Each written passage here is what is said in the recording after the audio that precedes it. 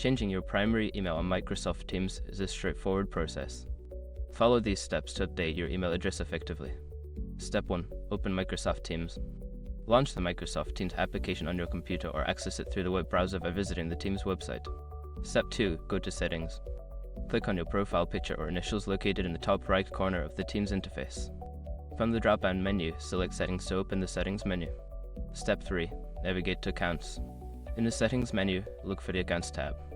Click on it to view your account details, including your current email address. Step 4. Update your email. Don't continue before doing this. A lot of online accounts end up exposed in breaches without people even realizing it.